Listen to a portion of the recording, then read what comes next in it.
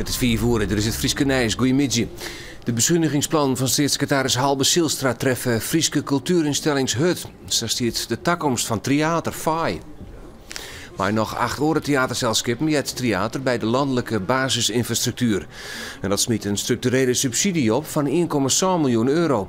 Maar de staatssecretaris vindt dat dit zelskip net van nationaal belang is en wil het uit die basisinfrastructuur hellen. En dat zou de deerstek voor theaterbudgetten kennen. Er is een groot ongeloof van, nou dat zal niet gebeuren. Het theater zal natuurlijk blijven. Het is ondenkbaar, waardoor ook iets te weinig commotie ontstaat. Maar de plannen kunnen zo uitpakken. En de advies van de Raad van Cultuur was dusdanig dat het theater naar Fonds voor Podiumkunsten zou moeten. En dan zou het theater met al die vertakkingen, met alle functies die wij doen, ophouden te bestaan. En dat beseft men niet.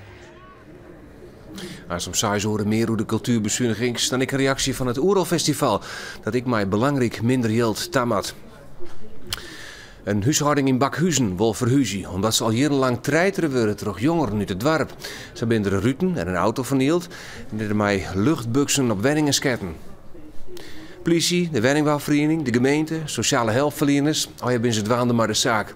Het conflict tussen de 2 huishoudens en het dorp is intussen zo heeg oproen dat de enige oplossing is dat het gezin de moor verhuist. Wij zijn Hollanders, wordt dat genoemd. Wij spreken hun taal niet. En wij willen schijnbaar niet aan hun aanpassen. Het is al lang niet duidelijk wat de onleiding van de pesterij is. De politie heeft wel dierders in beeld, maar het nota is het te dreig om er een voor aan te houden. Er binnen Aroneties die een protte verkeerde cijfers en bedragen naar voren bracht in het harkzit over de cultuurbezuiniging van de gemeente Ljouwert. Dat zei wethouder Isabelle Dix.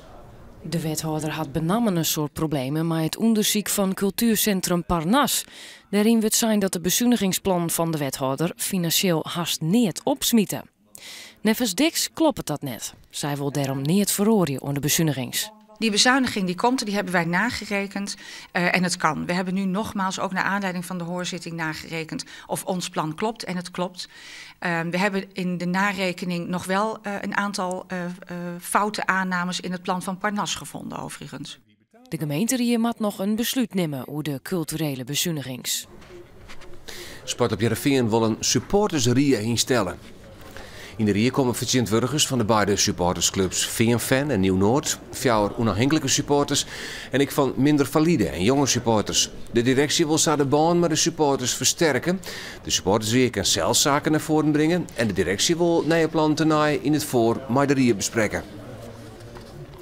In het WTC Expo in Ljouwert is het een begin maken maar de inrichting van een grote boekenbeurs. Want mijn man die brengen 12 vrachtwagen maar elkaar 1 miljoen nieuwe boeken naar de beurs, die dan na weekend van start gaat.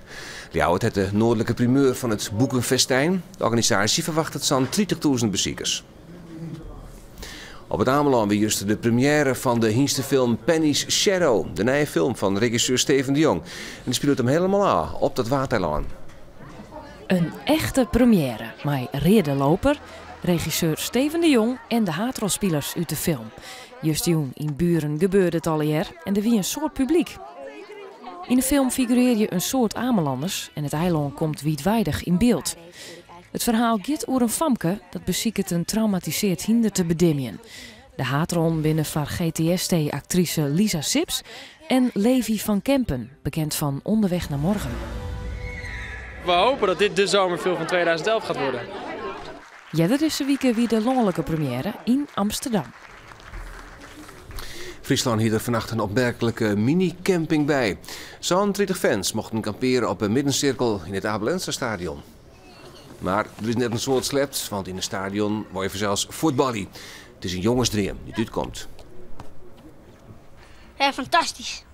En waarom dan? Oh, het is wel leuk dat u altijd al mijn dream om je te voetballen. En ook natuurlijk, je hoeft er helemaal niet voor te doen. En dan moet de tent er weer gauw aan, want de meermachine komt eraan. Het waren er nog buien jong en vannacht mogelijk maar tonger.